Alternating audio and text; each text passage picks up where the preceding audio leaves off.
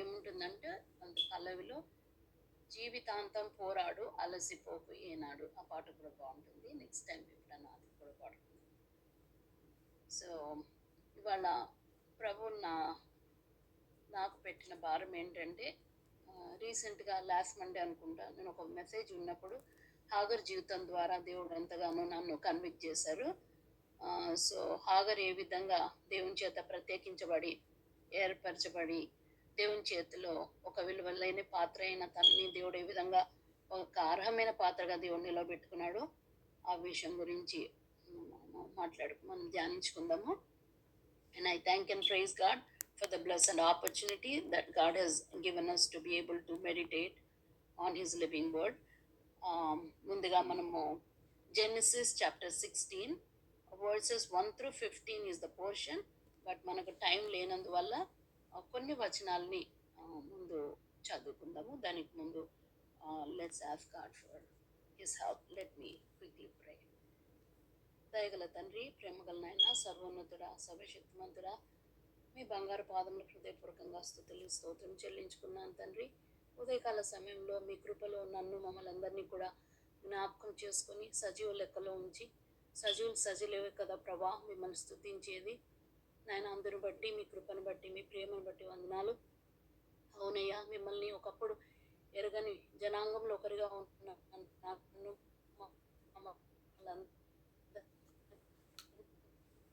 కూడా వేదకి రక్షించి వచ్చిన విడుదలను దయచేసి తండ్రి ప్రభా మీ యొక్క బిడ్డలుగా, మీ సొత్తుగా, మీ జనాంగంగా తండ్రి మమ్మల్ని చేసుకున్న మీ ప్రేమను బట్టి వందనాలేసియా. అవునయ్యా, ఈ ఉదయకాల సమయంలో తండ్రి ప్రభా మీ పరిశుద్ధ నామం ఉచ్చరించే అర్హత కూడా లేని దాన్ని ప్రభా నాయన, అత్యల్పురాలనైనా నన్ను కూడా మీరు జ్ఞాపకం చేసుకున్నారు తండ్రి. నాయన ప్రభా, ఇప్పుడు ఈ మీటింగ్లో ఎంతోమంది మీ బిడ్డలు నాయన ప్రభా వాక్యంలో ఎంతో అనుభవం ఉన్నవారు నాయన, మీతో తండ్రి ఎంతో కాలంగా తండ్రి నడుస్తూ వచ్చిన వారు, ఎంతో పరిచర్యలో తండ్రి శ్రమల గుండా తండ్రి మిమ్మల్ని సేవిస్తూ వచ్చిన మీ బిడ్డలు ఉన్నారు.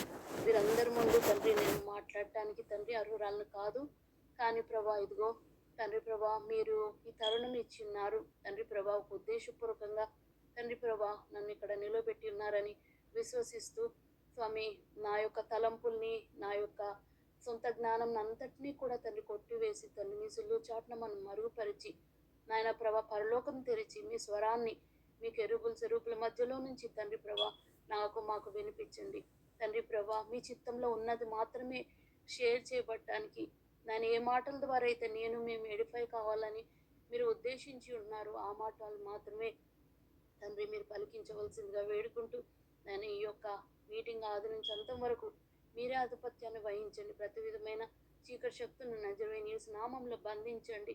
నాలో కూడా తండ్రి మానవ బలహీనత ఎక్కడా కూడా తండ్రి ప్రభా హిండర్ చేయకుండా తండ్రి ప్రభా నన్ను మీ ఆధీనంలో పెట్టుకుని మిమ్మల్ని గణపరిచే విధంగా తండ్రి మెడిటేషన్ ఉండేలాగున మీరు ఆశీర్వదించవలసిందిగా వేడుకుంటూ యేసు నామంలో ప్రార్థిస్తూ వేడుకున్నాము తండ్రి. ఆమేన్. Before we get into the God's word, మనము కొన్ని వచనాలు చదువుకుందాము. ముందుగా 2 Peter 1st chapter 10 and 11 verses. మీరు ఎవరైనా దయచేసి చదివి సహాయం చేయగలరు. 2 Peter 1st chapter అక్క 10-11 వచనాలు.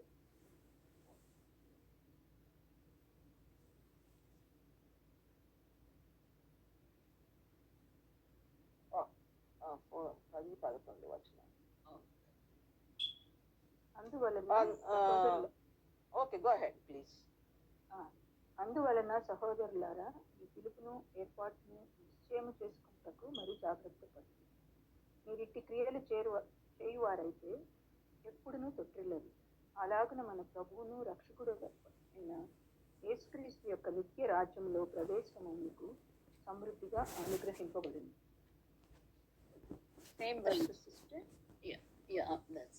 Thank you. And also sister ఇంకొక వచనం కూడా చదివి వినిపించగలరు. 2 Timothy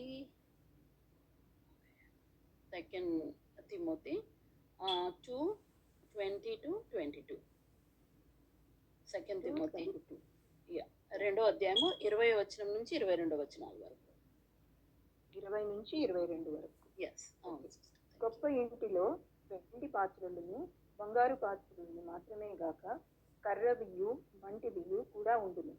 వాటిలో కొన్ని ఘనతకును కొన్ని ఘనహీనతకును వినియోగించబడును. ఎవడైనను వీటిలో చేరక తన్ను తాను పవిత్రపరచుకునే ఎడల వాడు పరిశుద్ధపరచబడి యజమానుడు వాడుకొనుటకై అర్హమైన ప్రతి సత్కార్యమునకు సిద్ధపరచబడి ఘనత నిమిత్తమైన పాత్ర అయి ఉంది. నీవు యవనేచ్ఛల నుండి పారిపోము, పవిత్ర హృదయులై ప్రభువునకు ప్రార్థన చేయువారితో కూడా నీతిని, విశ్వాసమును, ప్రేమను, సమాధానమును వెంటాడుము. Just one more lastly, 1 Peter 3:5-7.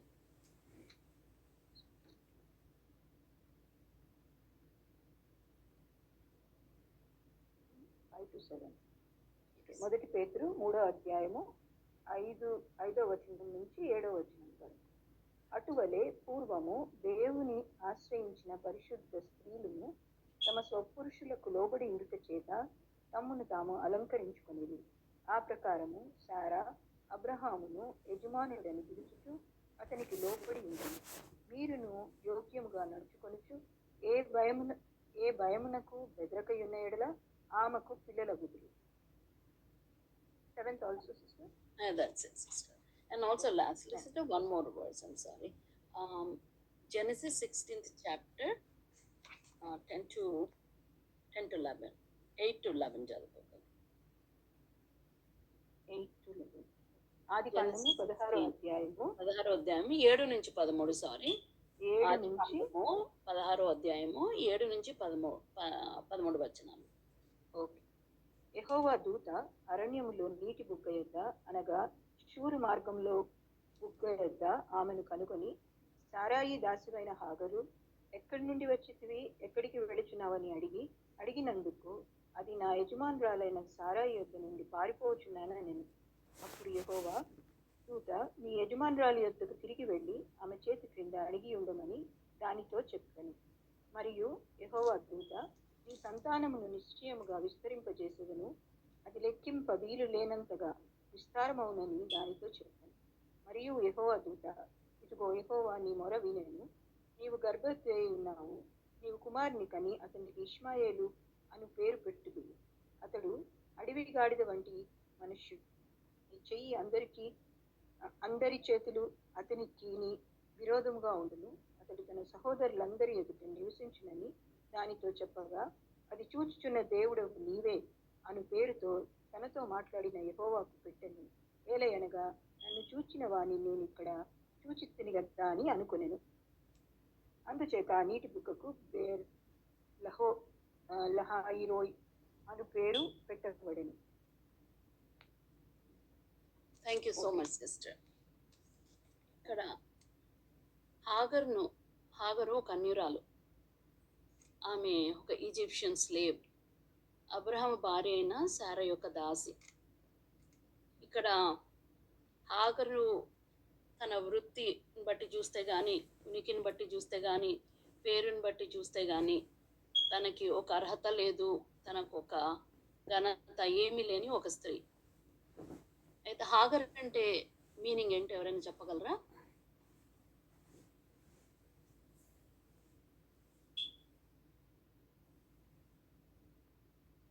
Okay, Hagar అంటే తన పేరుని బట్టి, తన ఏమైతే జరిగిందో దాన్ని బట్టి పారిపోయింది లేదా విడవబడింది అని అర్థం.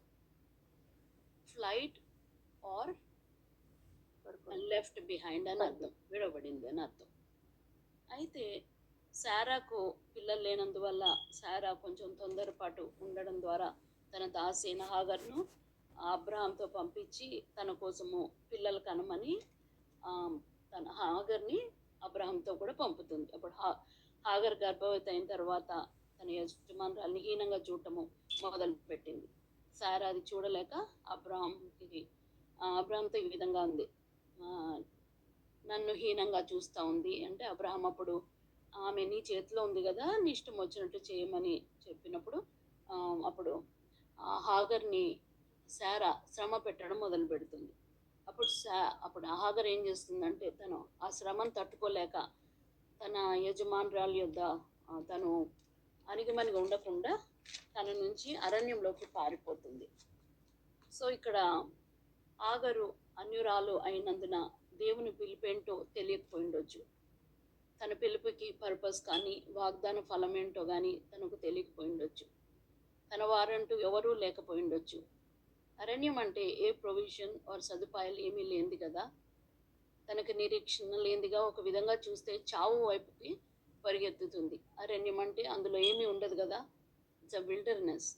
సో తను ఎక్కడికి వెళ్తుందో కూడా బహుశా ఆలోచించకపోయిండొచ్చు. నిరీక్షణ లేనందుల వల్ల, తనకి తన వారంటూ ఎవరు లేకపోవడం వల్ల, ఎవరు ఓదార్చడం కానీ, ఎవరు అలాంటి తనకి ఓదార్పు కూడా దొరకనందువల్ల ఆ విధంగా పారిపోతూ ఉంది. తన పరిస్థితి చూస్తే ఎవ్వరూ పట్టించుకోలేదు. నిజంగానే తన పేరుకు తగ్గట్టు తను నిరాకరించబడింది, విడవబడింది, ఒక విలువలేనిదిగా కనబడుతూ ఉంది. తను పారిపోయినందున ఎవ్వరు కూడా తనను వెదకడానికి ముందుకు రాలేదు. చివరిగా అబ్రహాం కానీ శారా కానీ తన తోటి దాసులు ఎవ్వరు కూడా తను వెతుక్కుంటూ రాలేదు. అంతే కదా, ఒకప్పుడైతే మన జీవితాలు కూడా ప్రభువుని ఎరగనప్పుడు, మనకి ఏ నిరీక్షణ ఏది లేనప్పుడు ప్రభు మనం కూడా నిరాస్థితిలో ఉన్న వాళ్ళమైన మనం కూడా ఆ విధంగా ఒకప్పుడు ఉన్నవారు. అయితే ప్రభు ఒక ఉద్దేశంలో అన్యురాలైన హాగరును అబ్రహాము శారా ఇంటికి నడిపించారు. ఐగుప్తు నుండి విడిపించి ఆశీర్వాదం తనకి ఇవ్వాలని తనని తీసుకొని వచ్చినప్పటికీ కూడా తను ప్రభు పిలుపేంటో ప్రభు ఎరగదు కదా, అందుకే తను ప్రభు యొక్క పిలుపును ఎరగక పారిపోయింది. డియర్ సిస్టర్స్, ప్రభుని ఎరగనప్పుడు ఇంతకుముందు నేను అన్నట్లుగా మన స్థితి కూడా అంతే కదా. కానీ ప్రభు మనల్ని ఎన్నడూ విడవనని హీబ్రూస్ 13:5లో నేను ఏమాత్రంనూ విడవను, నేను ఎడబాయనని ఆయనే చెప్పాను అని వ్రాయబడి ఉంది. మన దేవుడు మనం ఎలాంటి వారమైనా, మన స్థితిగతులు ఎట్లున్నా కూడా ప్రభువుని ఎరగనప్పటికి కూడా ప్రభు యొక్క ఉద్దేశము స్త్రీ లేదు, పురుషుడు లేదు, గ్రీకు అని లేదు, సమరేన్ లేదు, అందరినీ కూడా దేవుడు ప్రేమించే దేవుడు. అందరినీ తన పిలిపిచ్చి తన రక్షణ మార్గంలోనికి నడిపించుకొని తన పిలుపుకి ఒక పర్పస్తో మనందరినీ పిలిచి దేవుడు ప్రత్యేకపరుచుకునే దేవుడు. ఆ విధంగా ప్రభు హాగరు పట్ల ఎంతో పట్టుదల, ప్రేమ కలిగి ఆమెను వెంటారు. అక్కడ నీటి బుగ్గ యుద్ధ ప్రభు కనుగొన్నారు. పేరు పెట్టి హాగర్ని పిలిచారు. శారా దాసివైన హాగరు, ఎక్కడి నుండి వచ్చితివి, ఎక్కడికి వెళుచున్నావని ప్రశ్నించారు. ప్రభువుకు ఆమె ఎక్కడి నుంచి వస్తుందో తెలియదా? తను ఎక్కడికి వెళ్తుందో ప్రభువుకు తెలియదా? అట్లా కాదు, మన జీవితాల్లో కూడా డే టు డే ప్రభువుని ఎరిగినప్పటికీ కూడా పరిస్థితి లేదని వచ్చినప్పుడు మనం తారుమారైపోతూ ఉంటాం. మనం ఎంతో కలత చెందుతాం, ఎంతో వరి, ఎంతగానో యాంగ్జైటీ వస్తుంది. నా మటుకు మొన్న రీసెంట్గా ఒక మోర్ దెన్ ఎ మంత్ నేను ఐ బీన్ సిక్. సడన్గా నేను ఇండియాకి వెళ్ళే ప్రయాణం ఉండింది August 8న. టికెట్ బుక్ అయిపోయింది. తర్వాత ప్యాక్ అంతా చేసుకున్నాం. సడన్గా నాకు కళ్ళు తిరగడము, పెయింట్ అయి పడిపోవడం ఇట్లా జరగడంతో ఏమీ అర్థం కాలేదు. నాకు కంటిన్యూస్గా తలపోటు, నెక్ పెయిన్ ఇవంతా ఉన్నాయి. ఏమి మాట్లాడుతున్నానో తెలియదు. ఇంకా మా పాప పక్క నుండి డాక్టర్స్ కానీ వీళ్ళకి కానీ వాళ్ళకి కానీ ఇన్ఫర్మేషన్ ఇవ్వడానికి మా పాపే మాట్లాడుతూ వచ్చింది. అందుకే ఇవాళ కూడా నేను మాట్లాడగలను లేదో అనుకున్నాను. ఇంకా ఐఎమ్ స్టిల్ రికవరింగ్. కానీ ఎంతగానో సైతాన్ శోధించాడు. ఆ విధంగా ఏదైనా పరిస్థితులు వచ్చినప్పుడు మనకి ప్రభు మీద నమ్మిక పోతుంది. హాగర్ అయితే ప్రభువుని ఎరగలేదు, కానీ ఎరిగిన బిడ్డలమైన మనకు కూడా ఆ విధంగా యాంగ్జైటీస్, వరీస్, ఏమైనా పరిస్థితులు వచ్చినప్పుడు ప్రభు వైపు చూడడం మొదలు ఆపేసేసి ఆ వరీతో మనమంతా కూడా సతమతం అవుతాం. ఆ విధంగానే నాకు కూడా జరిగింది. సో రాత్రి కూడా నాకు ఎంతగానో సైతాన్ని శోధించాలని ప్రయత్నించాడు. కానీ ప్రభు పాదాల చింతకెళ్ళి, ప్రభా ఇది మీరు ఉద్దేశపూర్వకంగా ఈ యొక్క ఆపర్చునిటీ ఇచ్చారు, సైతానికి సిగ్గు కలిగజేయండి, నాకు ఎలాంటి జ్ఞాపక శక్తి ఇష్యూ ఏది కూడా రాకుండా ప్రభా మీరు సిలువ చాటును మరుగుపరిచి మీరు మాట్లాడండి అని ప్రభుని వేడుకున్నాను. అయితే హాగర్ విషయానికి వెళ్తే, హాగర్ని కూడా ప్రభు ఒక ఉద్దేశపూర్వకంగా ఆమెని అబ్రహాము శారాల జీవితంలోనికి తీసుకొచ్చారు. ఐగుప్తు జీవితం నుంచి తను విడిపించారు. ఇంకా తన ఎరగకుండా తన ఫ్యూచర్ ఏంటో కూడా ఒకవేళ సారా దగ్గర అణిగిమణి ఉంటే ఆ యొక్క పర్పస్ తనకు తెలియలేదు. సో ఆ విధంగా తను పారిపోతున్నప్పుడు ప్రభు ఆమె ఏం చేస్తుందో ఆమె తప్పును తనకు తెలియజేయటానికి ప్రభు ఆమెను పేరు పెట్టి ఆ విధంగా పిలిచారు. తన స్థితిని తనకు చూపించారు. ప్రభువుకు తను ఎక్కడి నుంచి వస్తుందో ఎక్కడికి వెళ్తుందో తెలియకపోయినప్పటికీ కూడా తన యొక్క స్థితిని తెలియజేయడానికి, తన తప్పును తెలియజేయడానికి అప్పుడు ప్రభు ఆమెను పేరు పెట్టి పిలిచి ఆమెను చూచారు, మాట్లాడారు. ఈ యజమానురాలు యొద్దకు తిరిగి వెళ్ళి తన చేతి కింద తిరిగి అణిగిమగి ఉండమని ప్రభు ఆమెకి తిరిగి ఆమెతో మాట్లాడారు. తనని సరైన మార్గంలోనికి నడిపించాలన్న ఉద్దేశంతో ప్రభు దూత పేరు పెట్టి పిలవగానే హాగర్ జీవితంలో 3 things హ్యాపెన్. అవేంటి? హాగర్ జీవితంలో మొట్టమొదట కన్విక్షన్ కలుగజేశారు, తనకి పశ్చాత్తాపాన్ని కలుగజేశారు. హాగర్ని పిలిచి ఆమెని ప్రభు రెండో విషయము ఓదార్చారు. ఏ విధంగా తనకి ఆశీర్వాద వచనం ఇచ్చారు. 10-11 వచనాల్లో 10 నుంచి 14 వచనాలు అనుకోండి, అంత ప్రభు ఆమెని కంఫర్ట్ చేశారు.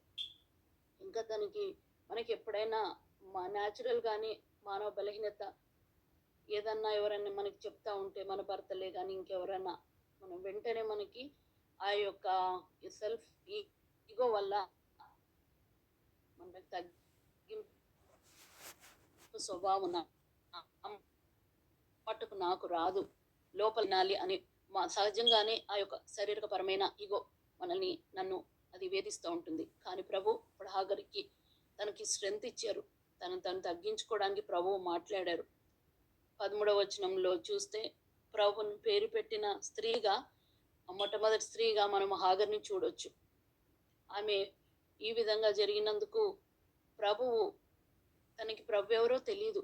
ప్రభు తనను కనపరుచుకున్నందుకు ఈ యొక్క టెస్టిమనీ ద్వారా, ఈ టెస్టిమనీలో ప్రభుకి ఏ విధంగా పేరు పెట్టగలిగిందంటే, నన్ను చూచున్న దేవుణ్ణి నేను చూశానని, నన్ను చూచున్న దేవుడు నీవే అని, నన్ను చూచుచున్న వాడిని నేను చూచి ఉన్నానని, ఎల్రోయి చూచున్న దేవుడని పేరు పెట్టింది. ప్రభు విధేయత చూపించటం వలన నీ సంతతి విస్తరింపబడుతుందని, నీవు గర్భవతివై కుమారుని కని ఇష్మాయేల్ అని పేరు పెడతావు, అతను తన సహోదరుల ఎదుట నివసించునని వాగ్దానం చేశారు.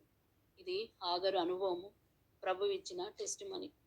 అదేవిధంగా ప్రభు ఇంకా ఇద్దరిని మనం చూడొచ్చు, ఎవరైతే ప్రభుకి పేర్లు పెట్టిన ప్రియులు. ఒకటేమో అబ్రహాము సారాలు విశ్వాస వీరులు, అది మనకు తెలిసిందే. అయితే సారా అబ్రహామును మనం ఇంతకుముందు చదువుకున్నట్టుగా 2 తిమోతి 2:22-23లో రాయబడిన రీతిగా సారా ఎంతగానో అబ్రహాముకి ఎంతగానో విధేయత చూపుతూ తనని ఆ యజమానుడు అని పేరు పెట్టి పిలిచిన స్త్రీ, అతనికి లోబడి ఉంది. 1 పీటర్ 3:5-7లో పూర్వము దేవుని ఆశ్రయించిన పరిశుద్ధ స్త్రీలను తమ స్వపురుషులకు లోబడి ఉండట చేత తమ్మును తాము అలంకరించుకొనిరి. స్త్రీలకు అలంకరణ అనేది ప్రభుకే కానీ భర్తలే కానీ లోబడి ఉండటం, ఆ లోబడి ఉండే స్వభావమే స్త్రీకి అలంకరణము లేదా అవుటర్ బ్యూటీని లేదా ఇన్నర్ బ్యూటీని ధరింపజేస్తుందని 1 పీటర్ 3:5-7లో వ్రాయబడి ఉంది. అయితే సారా అబ్రహాము యజమానుడని పలుకుచు అతనికి లోబడి ఉండను. మీరును యోగ్యంగా నడుచుకొంచు ఏ భయమునకు బెదరక ఉన్నడలా ఆమెకు పిల్లలవుదురు. అయితే ఆమె యజమానుడని పలుకుచు అతనికి లోబడి ఉండెను అని చెప్పిన తర్వాత మీరును అంటే సారా విధంగా మీరు కూడా భర్తల్ని ప్రభువుకి ముఖ్యంగా మనం విధేయత చూపించాలి. ప్రభు వాక్యానికి మనము సబ్మిట్ చేసి ప్రభు వాక్య ప్రకారము మనం నడిచినప్పుడు అది న్యాచురల్గానే మన భర్తల్లో కూడా మనం లోబడి ఉంటాము. అయితే మీరును యోగ్యంగా నడుచుకొంచు ఏ భయమునకు బెదరక ఉన్నాడలా అంటే, ఆ విధంగా మనం నడుచుకున్నప్పుడు మనం ఎలాంటి భయాలు కలిగినప్పటికీ కూడా మనము బెదరకుండా ఉండగలం. అప్పుడే మనం శారాకు పిల్లలాగా పిలువబడతామని వ్రాయబడి ఉంది. అదేవిధంగా 7వ వచనంలో చూస్తే పురుషులకు కూడా దేవుడు హెచ్చరించారు. ఎప్పుడైతే మనము ఈ భర్తలకి ప్రభుకి మనము లోబడి ఆ విధంగా అనుగుణంగా యోగ్యంగా నడుచుకున్నప్పుడు ప్రభు పురుషులని భర్తలను కూడా వాళ్ళకు కూడా దేవుడు హెచ్చరికలు ఇస్తారు. వారికి కూడా కన్విక్షన్ దయచేస్తారు. జీవమను కృపావరంలో మీ భార్యలు మీతో పాలువారై ఉన్నారని ఎరిగి ఎక్కువ బలహీనమైన ఘటమని భార్యను సన్మానించి మీ ప్రార్థనలకు అభ్యంతరం కలగకుండానట్లు జ్ఞానం కలిగి వారితో కాపురము చేయడని దేవుడు అక్కడ పురుషులకు కూడా జ్ఞాపకం చేస్తున్నారు. అంటే ఇక్కడ రాయబడింది ఏంటంటే స్త్రీ బలహీన ఘటమని భార్యను సన్మానించమని చెప్తా ఉన్నాడు. అంటే బలహీన ఘటాలని సన్మానించడం ఏంటి? వారితో జ్ఞానం కలిగి, అంటే ఇంగ్లీష్లో అయితే విత్ అండర్స్టాండింగ్, వారిని అర్థం చేసుకొని కాపురం చేయాలి, లేకపోతే మీ ప్రార్థనలు ఆలకించబడవు. అంటే ప్రభు ఎప్పుడైతే మనల్ని మనం తగ్గించుకొని ప్రభు పిలుపునకు తగిన విధంగా మనం నడుచుకున్నప్పుడు మనము ఎలాంటి బలహీన ఘటాలైనా కూడా దేవుడు మనల్ని ఇతరుల ముందు, ఇతర స్త్రీల ముందేమి భార్యగాను, తల్లులంగాను, సిస్టర్గా, ఆ విధంగా లేదా ఒక అత్తగా, తల్లిగాను దేవుడు ఆ పాత్రల్లో మనల్ని దేవుడు ఇతరులు మనల్ని సన్మానించే విధంగా, దేవుడు మహిమ పొందే విధంగా మనము 2 తిమోతిలో చదువుకున్నట్లుగా ఆ యొక్క ఒక గొప్ప ఇంటిలో బంగారు వెండి పాత్రలతో పాటు అక్కడ కర్ర పాత్రలు, మట్టి పాత్రలు కూడా ఉంటాయి. ఏ పాత్ర అయినా కూడా అది శుభ్రంగా ఉంటేనే యజమానుడు వాడుకోగలడు. అయితే ప్రభు యొక్క ఈ యొక్క మన స్పిరిచువల్ రెల్మ్లో దేవుని బిడ్డలంగా ఆయన చేతిలో వాడబడాలంటే మనల్ని దేవుడు మట్టి పాత్రలుగా లేదా కర్ర పాత్రలుగా ఉండడానికి దేవుడు మనల్ని పిలుచుకోలేదు. ఆయన చేతులు బంగారు వెండి పాత్రలుగా, ఎంతో విలువైన పాత్రలుగా దేవుడు మనల్ని తీర్చిదిద్దడానికి దేవుడు మన కోసం తన ప్రాణం పెట్టి తన రక్తాన్ని కార్చారు. మనం ఎప్పుడైతే పవిత్రపరచబడతామో, ఎప్పుడైతే ఆయనకు విధేయత చూపబడతామో, ఎప్పుడైతే మనము లోబడి స్వభావం మనకు ఉంటుందో, ప్రభు యొక్క రక్తం చేత కడగబడి ఆయన మాటలకు, ఆయన వాక్యానికి విధేయత చూపుతూ భర్తలకు మనము సబ్మిట్ చేసుకొని ప్రభు ఏ విధంగా అయితే సంఘాన్ని తను శిరస్సుగా ఉండి సంఘాన్ని తనకు ఏ విధంగా ఒబీడియంట్గా ఉండమని ఉద్దేశించి ఉన్నారో ఆ విధంగా మనం కూడా ప్రభుని, మన భర్తల్ని గౌరవించుకొని మనం లోబడే స్వభావం కలిగి ఉంటే ప్రభు మనల్ని కూడా ఒక అర్హమైన పాత్రలుగా ప్రభు వాడుకుంటారు. అయితే ఇంకొక వచనము Proverbs 14 first verse 26 and 27 verses. Could anyone please read and help? సామెతలు 14వ అధ్యాయము 1వ వచనము 26, 27 వచనాలు. 1వ వచనం, మూడు రాలు జ్ఞానవంతురాలు తన ఇల్లు కట్టును, 3 రాలు తన చేతులతో తన ఇల్లు ఊడబిరుకును. వర్స్ 26, యెహోవా యందు భయభక్తులు కలిగి ఉండుట బహుధైర్యము పుట్టించును, అట్టివారు పిల్లలకు ఆశ్రయ స్థానము కలదు. యెహోవా యందు భయభక్తులు కలిగి ఉండుట జీవపు ఊట, అది మరణ పాశములలో నుండి విడిపించును. Thank you sister. అయితే ప్రావర్బ్స్ 14:1లో జ్ఞానవంతురాలు తన ఇంటిని కట్టుకుంటుంది, 3 రాళ్ళు అయితే దాన్ని పెరికి వేసుకుంటుంది అని ఉంది. అయితే 26, 27 వచనాల్లో అయితే అది భయం, యెహోవా యందు భయభక్తులు కలిగిన స్త్రీ కలిగి ఉంటే, ఎవరైనా దేవుని యందు భయభక్తులు కలిగి ఉంటే బహుధైర్యం వస్తుందంట, వాళ్ళకి ధైర్యం పుట్టుకొస్తుంది. యెహోవా యందు భయభక్తులు కలిగి ఉండుట జీవపూట అని రాయబడింది. అంతేకాదు, ఆ విధంగా యెహోవా యందు భయభక్తులు కలిగి ఉండుట ద్వారా వాళ్ళ పిల్లలకి ఆశ్రయ స్థానము కలదు. అంటే ఎన్ని యెహోవా యందు భయభక్తులు కలిగి ఉంటే, ఒకటేమో ఇల్లు కట్టుకోవడము, తర్వాత ధైర్యంగా ఉంటుంది ఆ స్త్రీ, ఆ జీవ పూట వల్లే ఉంటుంది. తన భర్తకి, తన బిడ్డలకి ఒక సోర్స్ ఆఫ్ లైఫ్గా ప్రభు నిలబెట్టుకోగలరు. ఎప్పుడైతే భయభక్తులు గల స్త్రీ ఆ విధంగా వినయ విధేయతలతో ప్రభువుని ఆశ్రయించుకొని తన మార్గాల్లో నడుస్తూ తన ప్రభుకి తన వాక్యాన్ని అనుసారంగా నడుచుకుంటూ ఉంటే తన పిల్లలకు కూడా ఆశ్రయస్థానం కలుగుతుంది. సో కొన్ని మార్లు మనం ప్రార్థిస్తూ ఉంటాం, మన భర్తల విషయమే కానీ, మన పిల్లల విషయమే కానీ, ఇంకేమైనా థింగ్స్ విషయం మనం ప్రార్థన చేస్తూ ఉండొచ్చు. కానీ అది అన్నిట్లో ఆ యొక్క ప్రేయర్ ఆన్సరింగ్ అది మాత్రం మన చేతుల్లో ఉండదు. ప్రభు యొక్క నిర్ణయ కాలంలో తప్పకుండా ప్రతి ఒక్క ప్రార్థన తన మహిమార్థం ప్రభు నెరవేర్చగలడు.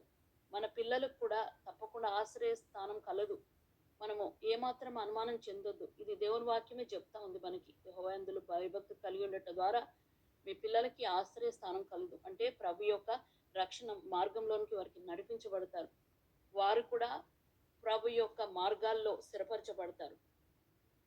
అంతేకాకుండా ఈ యొక్క ప్రాబ్స్ 14:1లో జ్ఞానవంతురాలు తన ఇల్లు కట్టుకుంటుందని. ఇక్కడ జ్ఞానం అంటే ఎలాంటి జ్ఞానము? ఇది ఈలోకపరమైన జ్ఞానం కాదు, చదువులు కాదు, లేదా ఇహలోకపరమైన స్థితిని బట్టి ఆ జ్ఞానం రాదు. మన సొంత జ్ఞానం కాదు. కానీ ప్రభు వాక్యం ఏమని చెప్తుందంటే జేమ్స్ 3:17.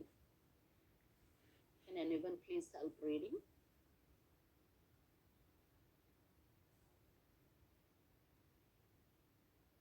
యాకోబు 3:17. 17వ వచనమక్క. అయితే పైనుండి వచ్చు జ్ఞానము మొట్టమొదట పవిత్రమైనది, తరువాత సమాధానకరమైనది, మృదువైనది, సులభముగా లోబడినది, కనికరంతోనూ మంచి ఫలములతోనూ నిండుకొనినది, పక్షపాతమైనను వేషధారణయైనను లేనిదినై ఉన్నది. నీతి ఫలము సమాధానం చేయు వారికి సమాధానమందు విత్తబడును. థ్యాంక్ యూ అక్క. ఇక్కడ పరలోకం నుంచి వచ్చే జ్ఞానం, అలాంటి జ్ఞానంతోనే మన కుటుంబాల్ని మనం కట్టుకోగలము. ఇక్కడ ఏమని రాయబడిందంటే పైనుంచి వచ్చే జ్ఞానం ఫస్ట్ పవిత్రమైంది. అంటే మన ప్రవర్తన పవిత్రంగా ఉండాలి. అది ప్రభు దృష్టిలో కానీ, మన భర్త విషయంలో కానీ, ప్రతి విషయంలో కూడా మనము ఎలాంటి వేషధారణ ఉండకూడదని, కనికరంతో కూడిందని, తండ్రి సులభంగా అది లోబడే స్వభావం కలిగి ఉందని, ఆ విధంగా ఉండటం ద్వారా నీతి ఫలాలు మనము అనుభవిస్తామని అక్కడ వ్రాయబడి ఉంది.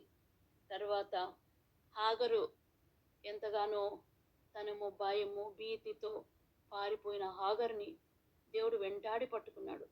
మన జీవితాల్లో కూడా మనం ఎన్నో విషయాల్లో మనము రక్షింపబడిన దగ్గర నుంచి నమ్మకంగా ప్రభు పాదాల చెంత మరియా ఏ విధంగా అయితే మనకి తను ప్రభు పాదాల చెంత మరియా మార్తల విషయాలు తీసుకుంటే ప్రభు పాదాల చెంత ఏ విధంగా తను కూర్చొని ప్రభు యొక్క మాటలు వింటూ ఏ విధంగా ప్రభు యొక్క మాటల్ని ఎంతగా తను గౌరవించి ప్రభు పాదాల చెంత కూర్చోవడము ఏ విధంగా నేర్చుకునిందో మనం కూడా ప్రార్థనలో వాక్యంలో నిలబడి కొన్ని విషయాల్లో ప్రభు కొరకు మనం ఎదురు చూస్తూ ఉండవచ్చు. కానీ ఇలాంటి సమయంలో సహజంగా మానవ యొక్క బలహీనతను బట్టి సైతాన్ మనల్ని వెంటాడి మనల్ని ఎంతగానో భయపెట్టవచ్చు, యాంగ్జైటీస్ తేవచ్చు. కానీ దేవుని వాక్యం ఎంత స్పష్టంగా చెప్తా ఉంది.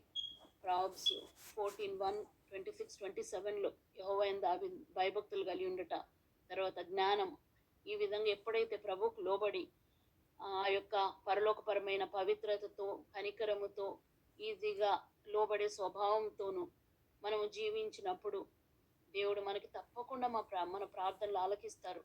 మన బిడ్డలకి దేవుడు రక్షణ ఇస్తారు. ఏ విషయాలైతే మనం ఎదురు చూస్తున్నామో ప్రభు అన్నిటికీ కూడా ప్రభు మనకి జవాబిస్తారు.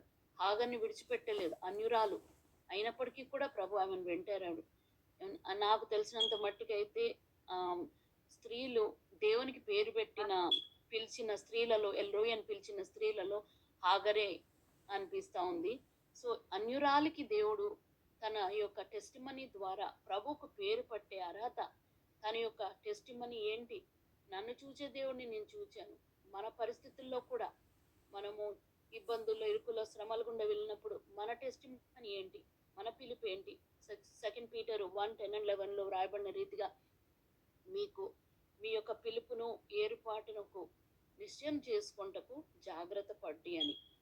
సో ఎలాంటి పిలుపు ఏం లేదు. ప్రభువుని ఎరగని హాగరునే దేవుడు వెంటాడి తనకి ఎంత భాగ్యం ఇచ్చారు. హాగరు తిరిగి వెళ్ళు, నీ యొక్క యజమానురాలికి అణిగి ఉండు, అప్పుడు నువ్వు ఆశీర్వదించబడతావు, నీ యొక్క ఆఫ్ స్ప్రింగ్ మల్టిప్లై అవుతుంది.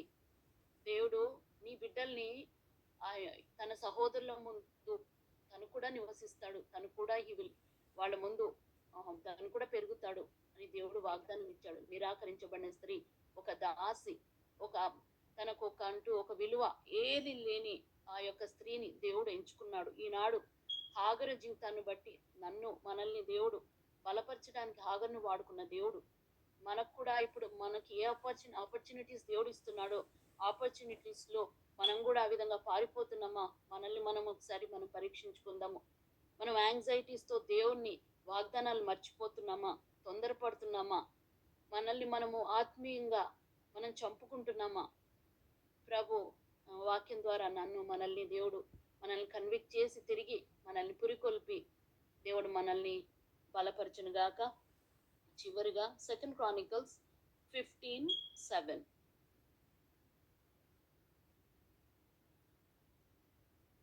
Can anyone please read 2 Chronicles 15:7? కాగా మీరు బలహీనులు కాక ధైర్యము వహించుడి, మీ కార్యము సఫలమగును. Thank you sister. సో పరిస్థితుల్లో మనం బలహీనలు కావద్దు. దేవుడు మనకి సర్వాంగ కవచాన్ని దేవుడు మనకి ప్రామిస్ చేశారు.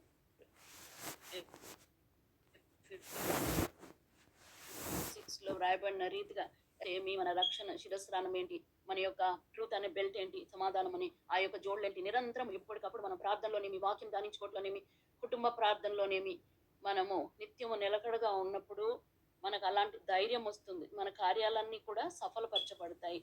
కుటుంబ ప్రార్థన అనేది చాలా ప్రాముఖ్యమైనది. కుటుంబ ప్రార్థన లేకపోతే ఇంటికి కప్పు లేనట్టు. ఆ విధంగా కుటుంబ ప్రార్థనని తప్పకుండా మనము కలిగి ఉండాలి. తర్వాత 2 Chronicles 19:11, ధైర్యం వహించుడి, మేలు చేయటకు యెహోవా మీతో కూడా ఉండును. పరిస్థితులు ఎదుర్కొన్నప్పుడు ప్రభువును ధైర్యం అడిగినప్పుడు ప్రభు వాక్యంని మనం ధ్యానించుకుంటూ నెమరు వేసుకుంటూ ఉంటే పరిస్థితుల్లో దేవుని వాక్యం మనకు గుర్తొస్తుంది. అప్పుడు దేవుడు మనతో కూడా ఉండి దేవుడు మనల్ని నడిపిస్తాడు. చివరిగా Hebrew 10:35-37. Could anyone read please? Hebrew chapter 10 verses 35-37.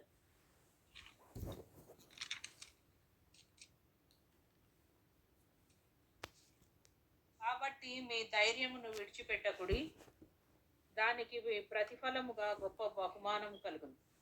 మీరు దేవుని చిత్తమును నెరవేర్చిన వారై వాగ్దానము పొందు నిమిత్తము మీకు ఓరిమి అవసరమై ఉన్నది.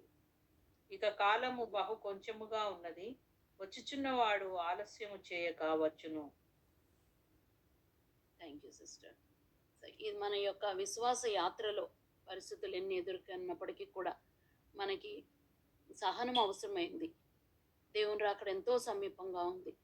ఎప్పుడైతే మనము విశ్వాసంలో నిలకడగా ఉంటే ప్రభు నుంచి మనకు బహుమానం కలుగుతుంది.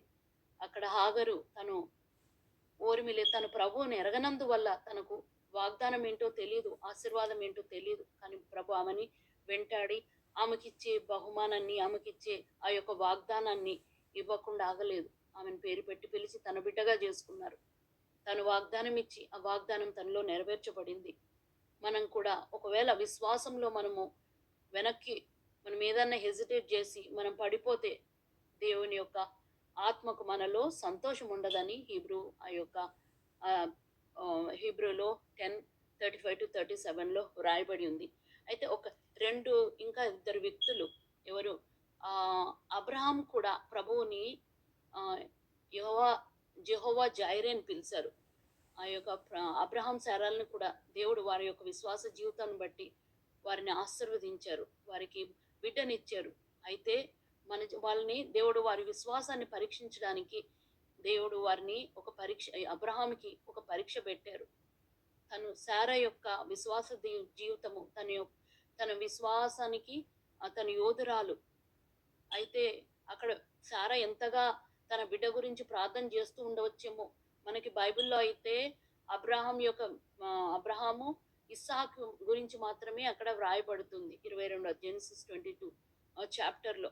అక్కడ నాకు అనిపిస్తుంది శారా దేవుడు ఆమెను విశ్వాస యోధురాలుగా మనకి చూపించారు కదా హీబ్రూ లెవెల్లో కూడా చూస్తే. సో తన ప్రార్థనను బట్టి అయి ఉండొచ్చేమో అబ్రహాం కూడా ఆ విధంగా తను విశ్వాసంలో నిలకడగా ఉన్నాడు. తన బిడ్డని దేవుడు బలర్పించమన్నప్పుడు కూడా దేవుని మీద విశ్వాసంతో దేవుడే చూసుకుంటాడని, దేవుడు చూసుకుండేది తను ఎక్స్పీరియన్స్ చేయగలిగాడు.